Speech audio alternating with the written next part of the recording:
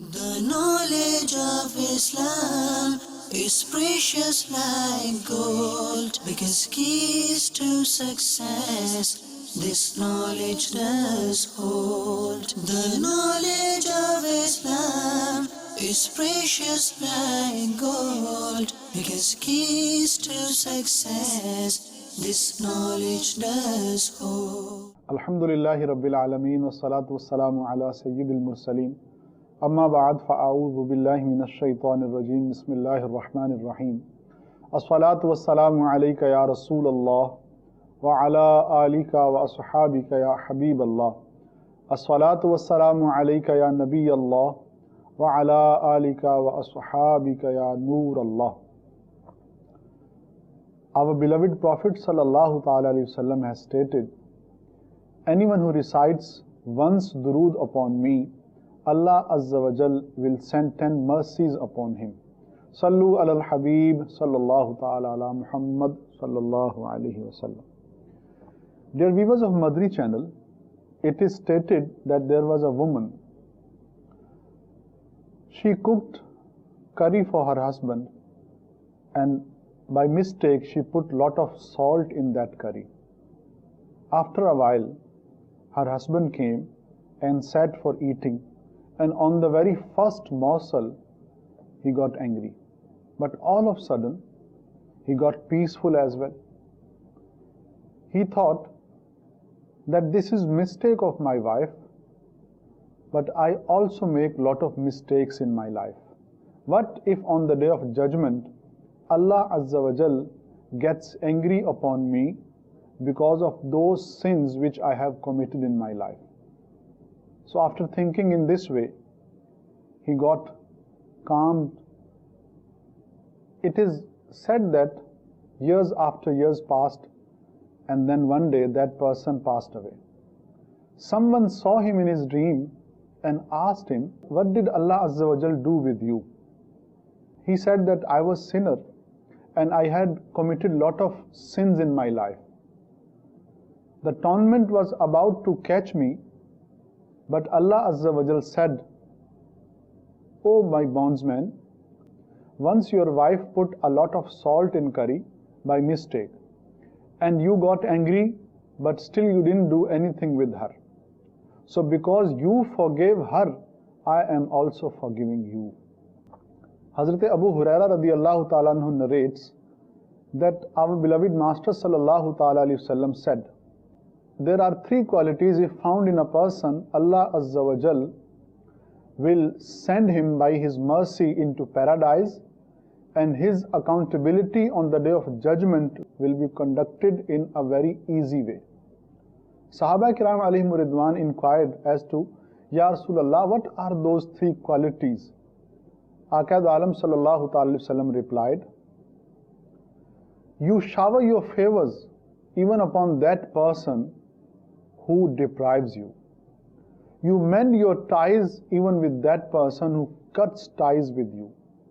And then Huzur sallallahu alaihi wasallam said, and you forgive even that person who oppresses you.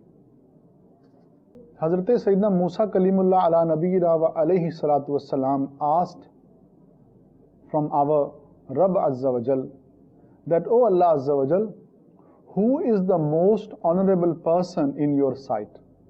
Allah Azza wa Jal said, he who forgives others, although he is capable of taking revenge. It is written in Ihya al-Ulum, volume 3, page number 219, that a man was making dua in the court of Allah Azza wa Jal, and he was saying that, O Allah Azza wa Jal, I do not have any wealth or property to give as sadaqah, as charity in your way. But I have made one intention, and that is that I will forgive even that person who disgraces me. The narrator says that after a while, wahi, revelation came to our beloved Master sallallahu ta'ala alayhi wasallam that Allah Azza wa Jal is saying that I have forgiven that person. Dear viewers of Madani Channel, every one of us is surely a sinner, and every one of us is in the need of mercy and forgiveness of Allah Azza wa Jal. But those people who forgive others, they deserve the mercy of Allah Azza wa Jal more than anyone else. So if someone has been rude with you, forgive him. If someone has violated your rights, if it is possible, please forgive him. If someone has done anything wrong with you, and if it is possible for you to forgive him, then please forgive him, because in this way you will be able to earn not only the reward but also lot of favors and mercies of Allah Azza wa Jal on the Day of Judgment. Dear viewers of Madani Channel, message of today is message of forgiveness. As you know, in the Silsila Blessings of Islam, Mufti Muhammad Qasim Al-Attari Al-Qadi Hafizahullah Ta'ala is always with us, and we ask him questions on a certain topic and he replies us. Let's move to Mufti Sahib. Sahib, the first question of today, that there are 5 pillars of Islam to testify the oneness of Allah Azza wa Jal and the prophethood of our beloved Master Muhammadur Rasulullah Sallallahu Alaihi Wasallam. And then 4 worships, Salah, fasting, and Hajj and Zakat. So my question is, when these are only 5 things which are pillars of Islam, then why there are a lot of other details as well in our religion? Bismillah ar-Rahman ar-Rahim. These 5 things, testimony of the oneness of Allah Azza wa Jal and the prophethood of the Holy Prophet Sallallahu Alaihi Wasallam, then the other 4 worships. So these are the pillars of Islam, and these 5 worships have symbolic importance. So these are pillars of Islam, so it means these are the parts of Islam. But it is not the whole Islam. Islam is wider than these 5 things. Though the basic of Islam is only testimony of the oneness of Allah and the prophethood of the Holy Prophet Sallallahu Alaihi Wasallam, so that is the basic of Islam, because that is Iman. And all the other worships, so that is, you can say, that is something as detail of Islamic commandments. But Islam is not all about this. Islam is wider than that.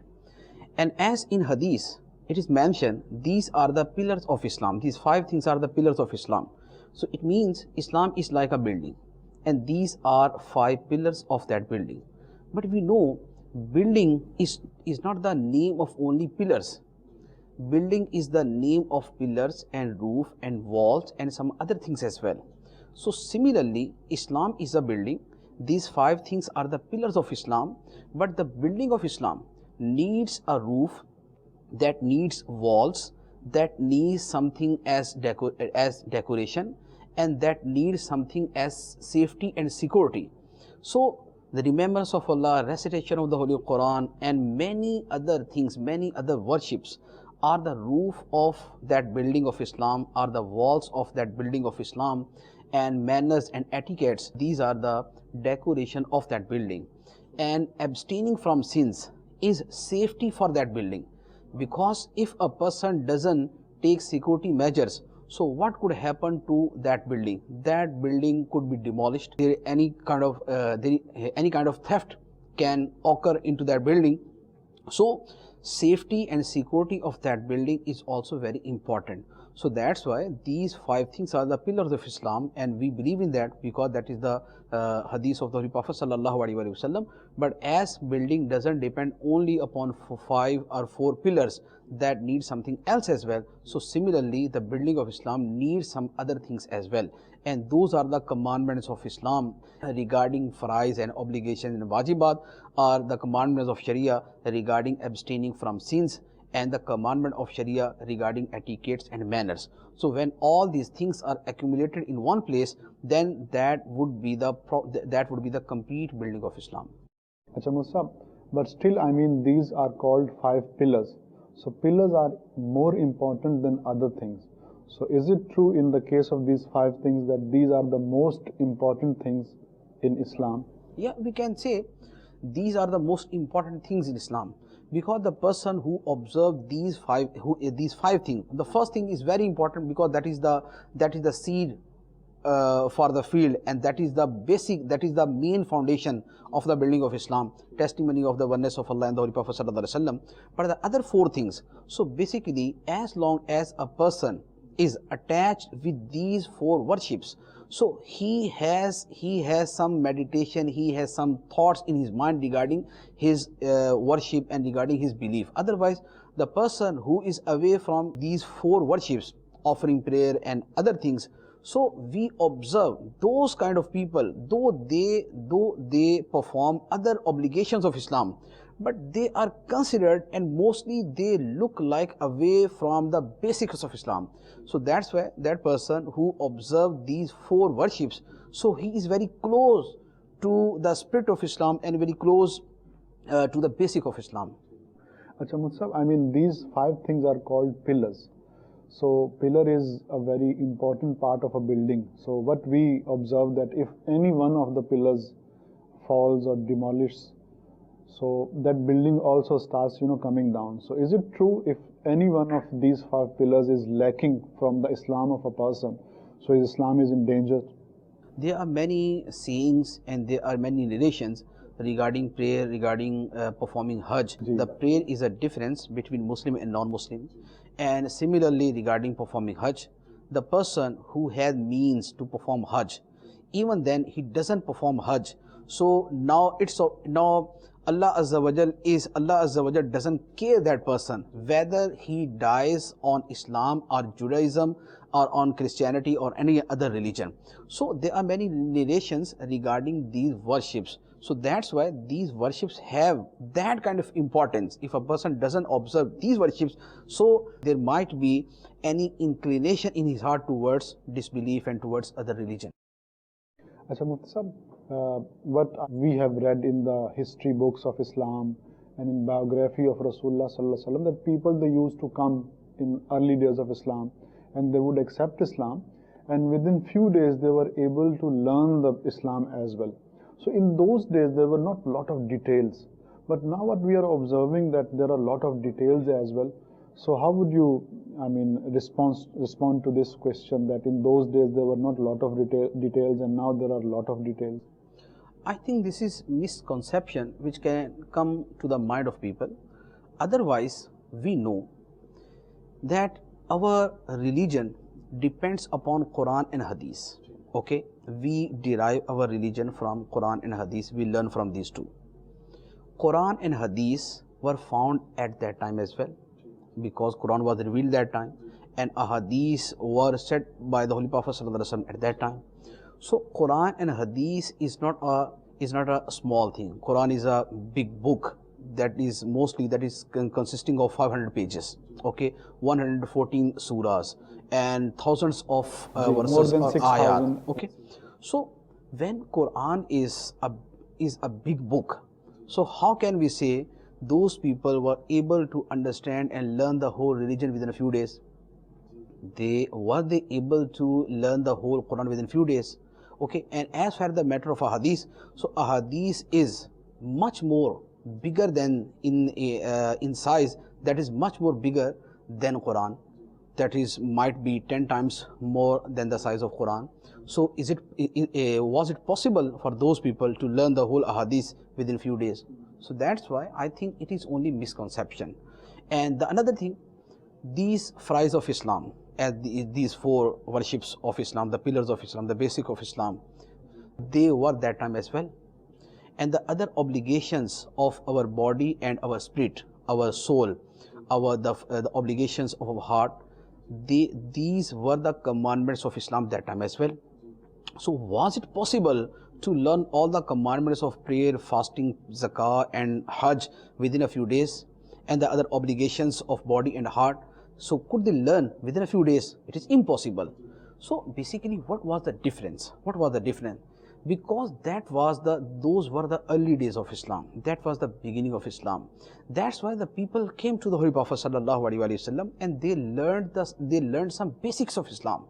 Then sometimes the Holy Prophet sallallahu alaihi wasallam used to send someone with them to teach them the other commandments of Islam. As some people came to the Holy Prophet sallallahu alaihi wasallam for 15 days, for 20 days, for 30 days, then when they went back to their home, then the Holy Prophet sallallahu alaihi wasallam sometimes sent someone with them, and sometimes the Holy Prophet sallallahu alaihi wasallam commanded them to send their own person from their tribe, one person to the court of the Holy Prophet sallallahu alaihi wasallam, so that he can learn the other commandments of Islam from the Holy Prophet sallallahu alaihi wasallam, and then he went back to them and then he taught them. So that was the tradition of that time, because it was very difficult for those people, the peoples of those tribes who were very far from Medina. They came to the Holy Prophet sallallahu alaihi wasallam for 1 year, for 2 years. That was very difficult. So that's why that was the tradition and that was the routine of the Holy Prophet sallallahu alaihi wasallam. But there is one difference which can be observed and which can be, if we make mention, that what is that difference? The difference was this: those Sahaba Kiram who visited the Holy Prophet sallallahu alaihi wasallam and they accepted Islam in front of Holy Prophet sallallahu alaihi wasallam, and they got the blessings of the prophethood and the messengership of the Holy Prophet sallallahu alaihi wasallam. So due to the company of the Holy Prophet sallallahu alaihi wasallam, sometimes when they learned some basics of Islam, so they carried out those commandments in proper way with full spirit. So then they didn't need sometimes more detail of that commandment. For example, regarding worships of Allah Azza wa Jal, they learned only one thing: they have to worship Allah Azza wa Jal with full sincerity. With full sincerity, they understood and they learned only the meaning of sincerity. What is that? When they learned that the meaning of sincerity, that we have to worship Allah Azza wa Jal only for the sake of Allah, there wouldn't be any other intention in our mind. We will never get any worldly benefit from our worships. We will offer prayer, we will pay zakah, we will perform hajj, we will fast in the month of Ramadan, in other months. We will do all these worships only for the sake of Allah Azza wa Jal. We will recite the Holy Quran only for the pleasure of Allah. We will remember Allah Azza wa Jal only for the sake of Allah Azza wa Jal. So because of the blessings of the Holy Prophet sallallahu alaihi wasallam, and because of the closeness with the Holy Prophet sallallahu alaihi wasallam, they got that spirit in their heart and they inculcated that spirit into their mind. So due to that, they didn't need to learn regarding showing off and ostentation, because when their focus is only upon sincerity, so why did they need learning regarding showing off? So that was enough for them. So that's why when they learned only regarding sincerity, so now because we people, we live in this age and we are in many ways we show off our deeds. So that's why we need to learn about showing off. What is the meaning of that? What are the kinds of that? What are the signs and symbols of that? And how can we abstain from that?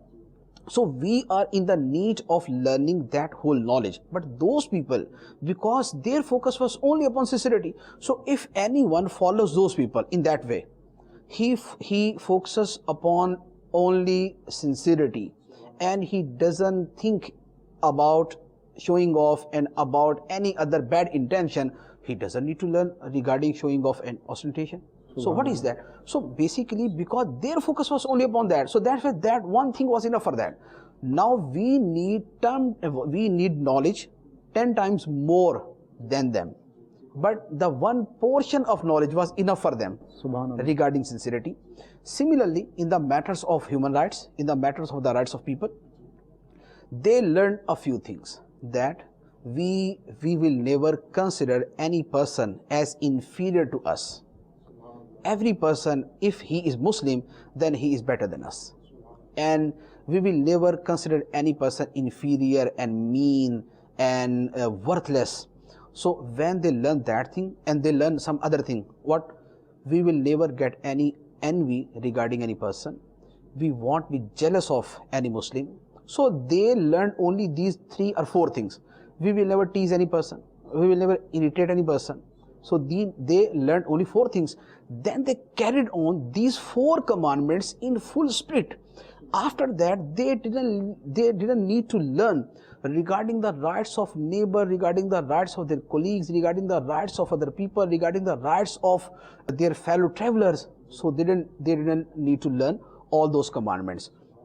And when they went to the field of business and job, they learned a few things. They will never break promise, they will never tell a lie to anyone, they will never deceive any person, they will never do any wrong in their business. So they learned only these 4 or 5 things. After that, they got steadfast upon that. So then they didn't need to learn other commandments regarding business, because they have learned the basics of those commandments. So that's why they learned only 4 or 5 things of each field. But after that, that learning and that knowledge was enough for them. Then there were some other commandments of Sharia, which are the rights of Sharia. Though there is no loss for anyone, but those were the rights of Sharia, as interest. Sometimes the person who is paying interest, he is happy because he is earning something, he is getting benefit from that. And the person who is being interest, who is being given interest, he is also earning and he is satisfied with that. There is no loss for any of those people. But because consuming interest is haram because of the right of Sharia, so that's why, so there were some commandments which are the rights of Sharia, so they fulfill those commandments of Sharia. So these 4 or 5 things were enough for them in their whole life. So that's why, though they learned sometime less than us, but because they acted upon that with full spirit and completely, so that knowledge was enough for them. So that might be the difference between us and between those people. Otherwise, Quran and Hadith, so that was same as it is nowadays, and the other commandments of Sharia are same as they were at that time, so they are nowadays as well. But because their practicing style was different from us, so that's why they needed less learning for us, and they acted upon that.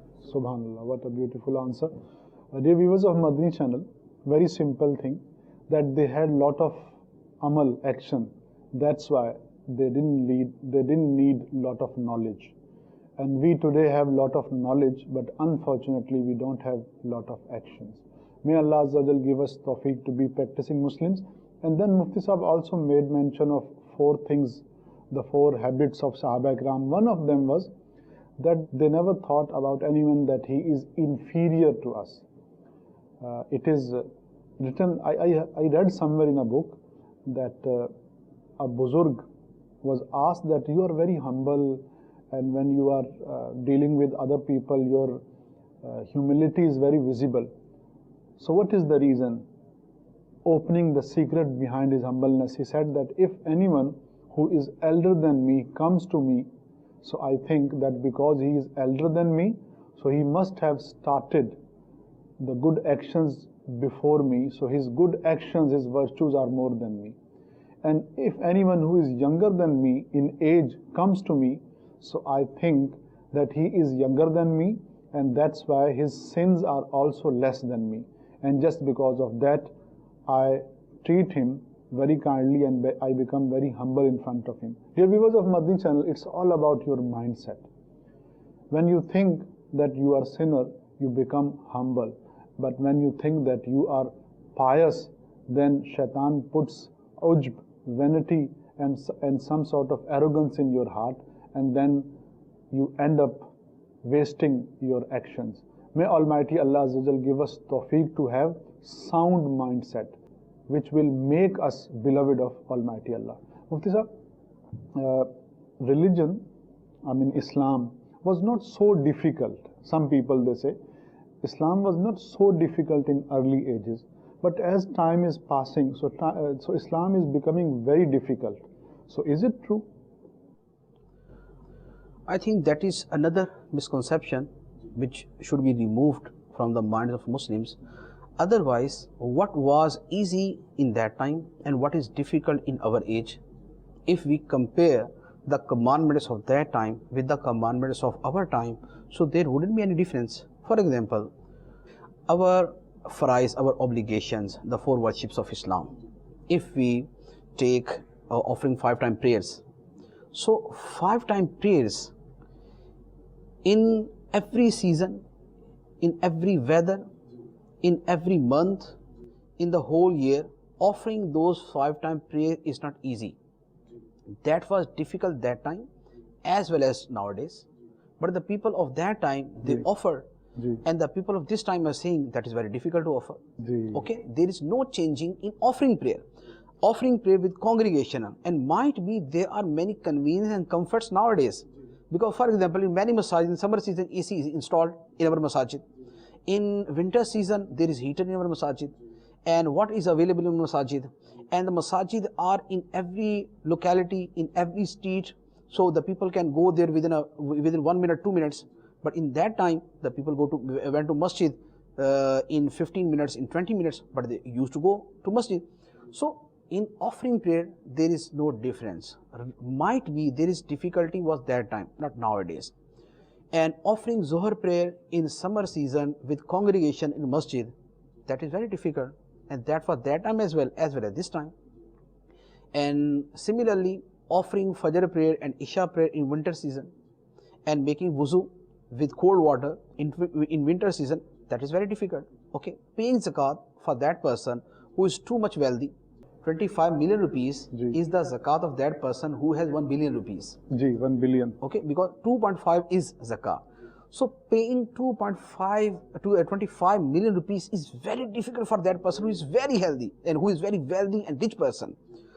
But that time people paid zakah, and nowadays the people are saying no, that is very difficult to pay. Performing Hajj was the most difficult job that time. But nowadays ACs are installed everywhere in Mina, in Arafat, in Masjid al-Haram, in Masjid al-Nabi, everywhere. A lot of comforts and convenience are available there. And that time, what was that time? Nothing. No AC, no fan, no electricity, no convenience, no comfort. But the people used to perform Hajj. So in that way, if we see, the being practicing Muslim was difficult that time, not nowadays. And similarly, observing fast in summer season, observing fast is not easy as nowadays. In many areas where there is summer season and that is on peak and it is too hot in those areas, so observing fast is not easy. And in those countries where the fast is consisting of 21 hours or 20 hours, so remaining hungry for 20 hours, 21 hours is not easy. Okay, but it was that time as well, because the commandment of observing fast is not new nowadays. That has been since the days of Islam, when the first time it was made obligated. Since that time it has been obligation over us. So that's why if we look at the basic commandments of Sharia, which are the pillars of Islam and which are the basics of Islam, there is no changes in those. So now if the people don't have courage to perform, to offer those worships and to observe those worship, so whose fault is this? The people of this age, because they are discouraged and they don't show that courage in offering worships, the courage what they show in their worldly matters, in their worldly affairs. And the other commandments of Sharia, for example, there are many other obligations of body and heart. Those were at the time of the Holy Prophet ﷺ and in early ages, and those are obligations over us nowadays as well. So there is no excuse in this matter, because those obligations are same in past and now and in present time and in future. And similarly, there are some other commandments which are the commandments of Quran and Hadith. For example, Allah Azza wa Jalla has mentioned the attributes of pious people who are the special bondmen of Allah Azza wa Jalla as Ibadur Rahman, as the pious the pious people who have the highest piety. So what were their qualities and what are their qualities? Those were not special for only those people, and those are not only commandments only for us. Those were the commandments of Allah Azza wa Jalla for those people as well as for us. So Allah Azza wa Jalla is mentioning وَالَّذِينَ يَبِيتُونَ لِرَبِّهِمْ سُجَّدًا وَقِيَامًا. Those people who spend their nights in front of their Lord while doing qiyam and sajda. So they spend their nights in doing sajda and qiyam. Those were the qualities of pious people, whether they belong to that time or they belong to our time. Okay. وَبِالْأَسْحَارِهِمْ يَسْتَغْفِرُونَ. At late night they seek forgiveness from Allah Azza wa Jalla. So at late night they wake up and they seek forgiveness from Allah Azza wa Jalla. Allah Azza wa Jalla is mentioning, تَتَجَافَى جُنُوبُهُمْ عَنِ الْمَضَاجِعِ يَدْعُونَ رَبَّهُمْ خَوْفًا وَطَمَعًا. Their sides remain away from their beds. يَدْعُونَ رَبَّهُمْ. They call their Lord, they worship the Lord. يَدْعُونَ رَبَّهُمْ خَوْفًا وَطَمَعًا, in fear and in hope. So they remain away from their beds, mean they remain waking up all the night. They seek the forgiveness of Allah Azza wa Jalla. They worship Allah Azza wa Jalla. They recite the Holy Quran. They remember Allah Azza wa Jalla all the night. So these were the qualities of pious people. Then the other qualities Allah Azza wa Jalla mentioned for everyone, whether those were the people of that time or the people of our time. Allah Azza wa Jalla is mentioning, الَّذِينَ يُنْفِقُونَ فِي السَّرَّاءِ وَالضَّرَّاءِ. Those people who spend in the path of Allah in adversity and in prosperity. Whatever condition is there, they spend their wealth in the path of Allah, in adversity and prosperity. وَالْقَاظِمِينَ الْغَيْظَ, and they repress their anger. وَالْعَافِينَ عَنِ النَّاسِ, and they pardon other people. So these were the qualities of pious people. So are these commandments only for us, or these were the commandments for those people as well? So these qualities are same for for the people of every age and every time. So how can we say that Islam was very easy that time and now it is very difficult? If pardoning other people, if forgiving other people, if spending in the path of Allah in adversity, even in adversity, if that is difficult for us, so that was difficult for those people as well. If awaking all the night is difficult for us, that was difficult for those people as well. If seeking forgiveness in the last moments of night, if that is difficult for us, so that was difficult for those people as well. So there is no difference between those people and our. Now what is the difference? Why do we consider these worships and these qualities very difficult for us? That is the matter of courage, that is a matter of zeal, enthusiasm and the passion. Those pious predecessors, those pious Muslims, they have passion and they have courage to do those worships, and they had strong desire in their heart to please Allah Azza wa Jal. That's why they did all those worships. And people like us, because we are discouraged, we are demotivated, we don't have courage for offering prayer, we don't have courage for waking up all the night, we don't have courage for recitation of the Holy Quran in abundance. So because we have lack of courage and passion and motivation and zeal and enthusiasm, so that's why we consider these worships very difficult. Otherwise there is no difference. Allah Azza wa Jalla has mentioned in the Holy Quran, La yukallifullahu nafsan illa wus'aha. Allah burdens not any person beyond his scope. Allah doesn't burden any person beyond his scope. And Allah Azza wa Jalla said in the Holy Quran, Yuridullahu bikumul yusra wala yuridu bikumul usra. Allah intends ease for you, and He doesn't want to make things difficult for you. That is the verse of the Holy Quran, and that is the promise of the Holy Quran. Allah wants ease for us, and He doesn't want to make things difficult for us. So when that is the statement of Allah Azza wa Jal, that is the saying of Allah Azza wa Jal. So that's why religion was not easy for those people, and it is not difficult for us. It depends upon courage. So the person who has courage, who has love with Allah Azza wa Jal in full, so for that kind of people, offering 5-time prayer, that is very, very easy. Even offering the whole night, offering prayer the whole night, waking up the whole night, and spending their whole wealth in the path of Allah, that is very easy for them, because they have passion and they have strong desire and intention to please Allah Azza wa Jal. And why? Because and that's why for that person who doesn't have that courage, offering 5-time prayers is very difficult for him. And that person who has that desire to please Allah Azza wa Jal, if he spends all his wealth in the path of Allah, that would be difficult for him, as it has happened with Sahaba Ikram and with many other Salaf Salihin. But the person who is stingy and who is very mean and who doesn't have that courage and motivation, so spending even 5 rupees would be very difficult for him.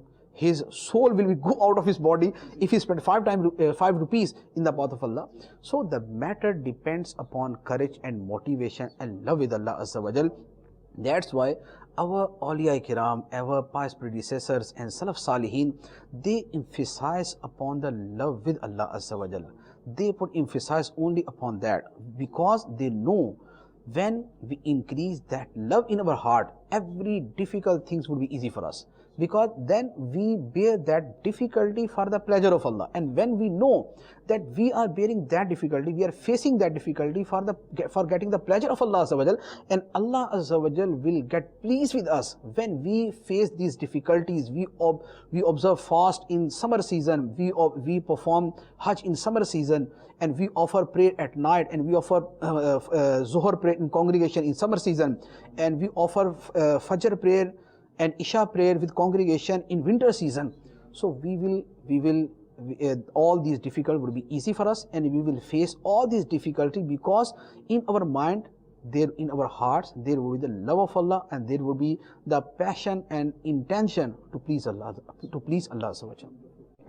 Dear viewers of Madani Channel, it's all about love for Allah Azza wa Jal, and it is love for Allah Azza wa Jal which makes a Muslim bear all the difficulties in the path of Allah Azza wa Jal. Huzur Ghaus Pak radiyallahu ta'ala anhu, out of love for Allah Azza wa Jal, it was his habit to remain awake whole night reading Quran. And it is written that from the wuzu of Isha Salah, he would offer Fajr Salah. Same regarding Imam Azam Abu Hanifa rahmatullahi ta'ala. It is written in the biography of Hazrat Ibrahim bin Adham rahmatullahi ta'ala that once he was sitting in woods, in a jungle, and he was remembering Allah Azza wa Jal, making zikr of Allah Azza wa Jal, and all of a sudden he started hitting his thighs.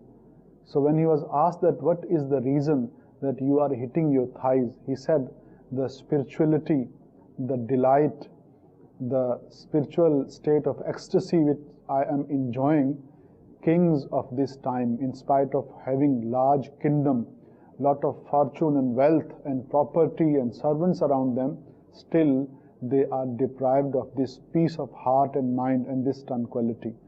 And it is because of the love of Allah Azza wa Jal that they were able to remain alone in the jungles, in the forests, and it was just because of love of Allah Azza wa Jal that they were able to bear all the worships in the path of Allah Azza wa Jal. May Almighty Allah Azza wa Jal grant us His love and His beloved Prophet Sallallahu Ta'ala Sallam's loves. Mufti Sahib, nowadays there are a lot of masajid, as you also made mention that almost on every corner there is masjid, and it is very easy to offer prayer. A lot of masajids, many organizations are working for the propagation of Islam, but still we can't see, big impact on Muslim society. So still people are, lot of people are not practicing Muslim, and they are arrested in the moral corruption. So what is the reason that these masajids or these organizations are unable to put the desired impact upon the lives of Muslims? Masajid are inspiring people, and they have impact over people. That's why whatever virtue we are observing in our society, that is because of masajid and madaris and scholars and mashayikh. If they were not in our society, then you see the condition. As you can observe the condition of those countries in which there is no masjid, no madrasa, no scholar, no shaykh. What is the condition of those countries? There is no Muslim scholar there. There is no reforming movements there. So what is the condition of those countries? So that's why in those countries where there are masajid and scholars and mashayikh and madaris, the condition of those countries is better than the other countries. The first thing. The second thing is that if you turn on one AC in a room and you turn on one heater in the same room, but the AC is only one and the heaters are 10, so what would be the outcome? What would be the result? We can easily understand what would be the result when there is only one AC and 10 heaters. So the heat would overcome over the coldness of that AC. So similarly, that is the condition of our society. If there are some masajid, there is cinema in every house. In the whole locality, there are 5 masajid. If in one street there is one masjid, but in one street there are 20 houses, and in every house, in each house, there is one cinema in the form of TV. There is cinema in the form of dish. There is cinema in the form of cable. So what would be the outcome? So that's why masajid have their own impact. They are inspiring people. They are making the mind of people. But because we have cinemas in our own house, that's why the adversity, according to being practicing Muslim, adversity is more than prosperity. So that is the first thing. Other than that, what is the environment of our schools and colleges and our universities and our markets and our shops and our malls and shopping malls? Wherever we go, the condition is worse. One masjid, 10 malls, 10 shops, 10 market, 10 schools, 10 colleges, 2 universities, every house is cinema. So that's why the competition, there is no competition between masajid and these places of evils. One masjid is against 100 places of evils. So that's why the masajid have impact, but their impact is very less, and the impact and the side effect of those schools and colleges and those evil places, so that is much more than that. Okay, the one thing.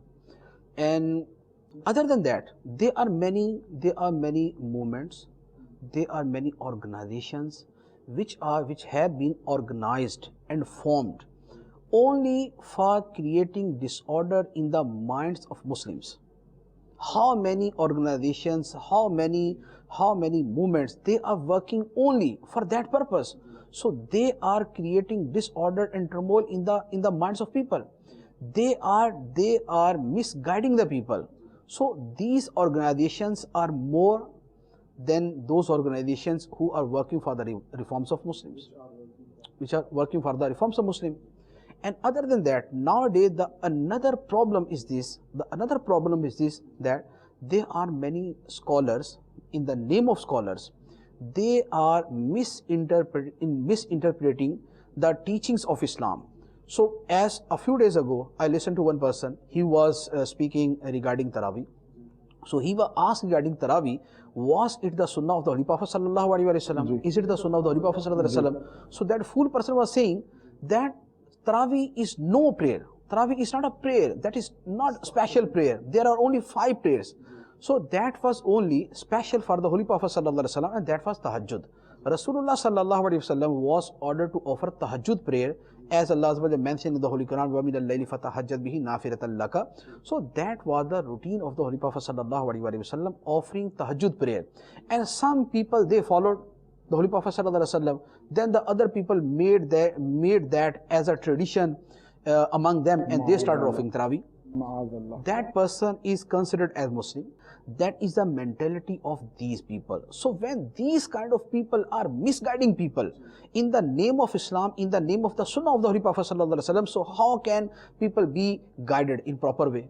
So that's why nowadays another problem, due to that we are not observing the desired impact of masajid and madaris and scholars over people, because scholar, in the name of scholar, there are many deviant people who are misguiding Muslims, and they are putting whispers, the satanic whispers, in the minds of those Muslims, and they are misguiding them. So then that is the condition. So I think in that worse competition, if masajid are playing any role, that is much more beautiful, and that is much more effective. Though in that condition they are working and they are guiding people and they are leading people in proper way, and they are working for the reforms of Muslims. Then there is another thing, I mean almost the same question, meaning religion, it is representative of reformation in the society, especially the Islam. Even the literal meaning of Islam are peace.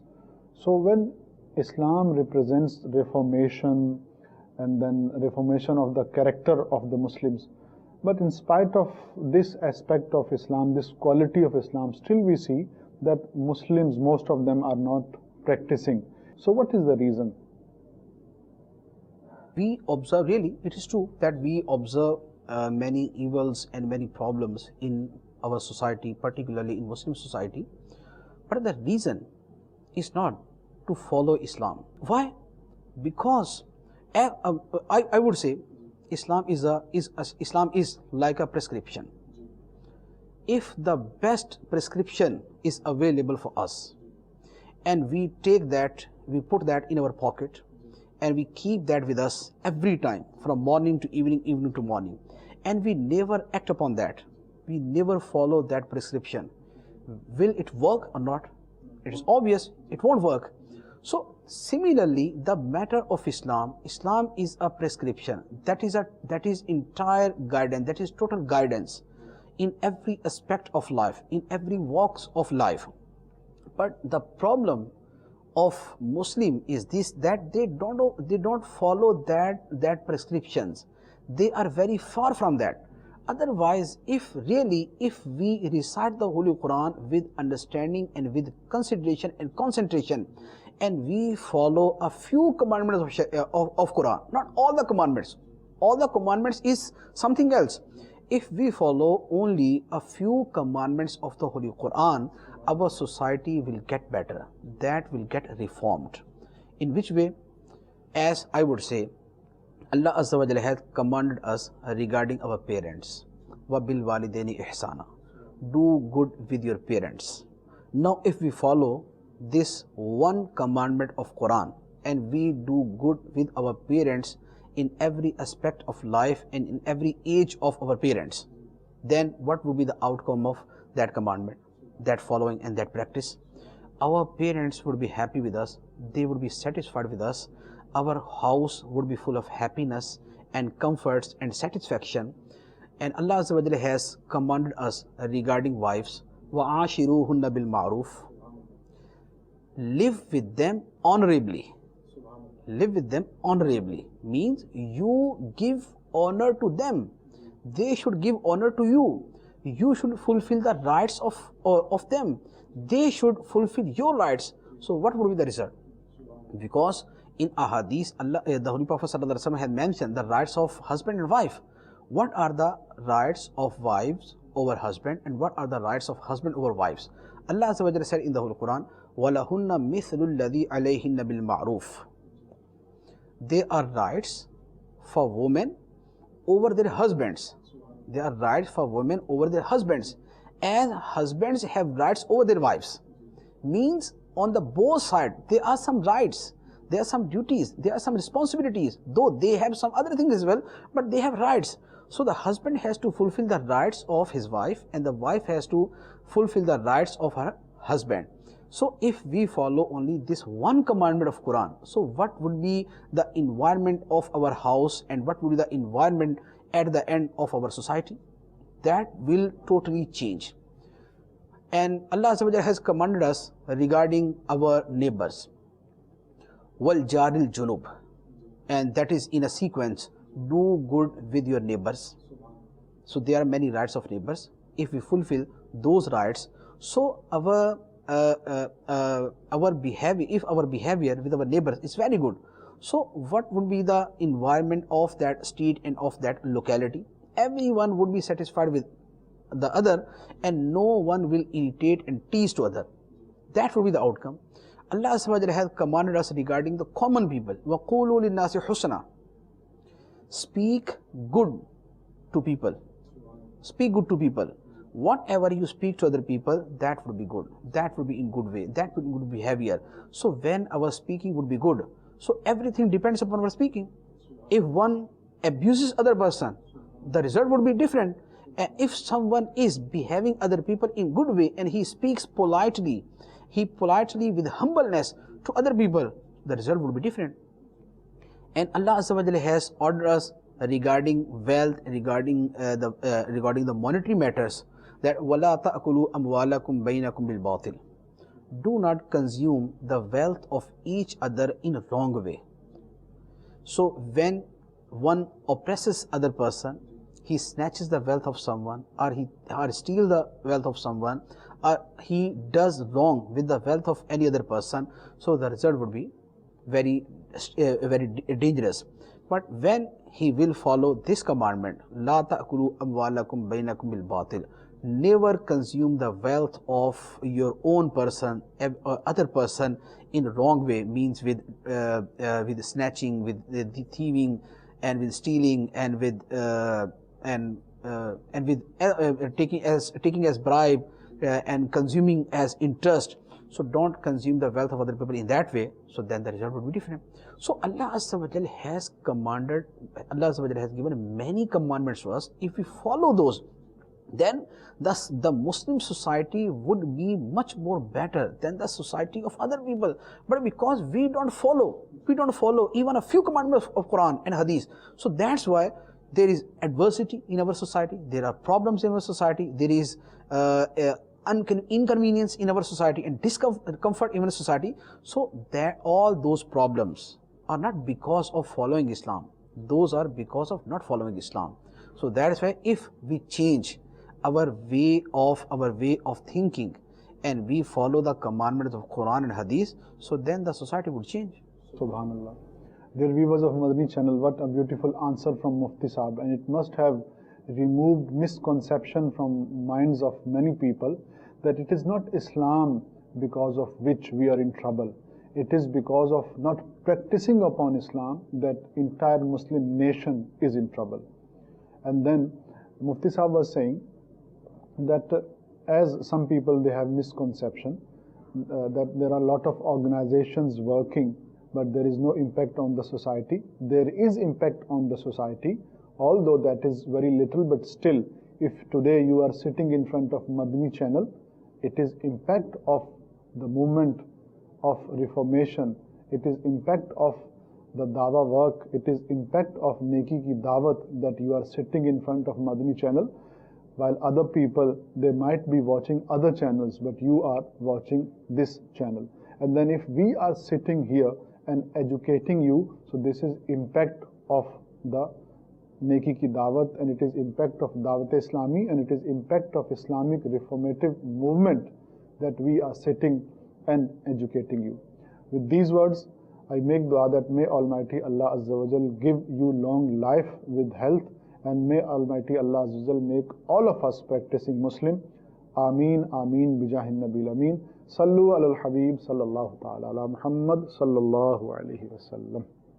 The knowledge of Islam is precious like gold, because keys to success this knowledge does hold. The knowledge of Islam is precious like gold, because keys to success this knowledge does hold.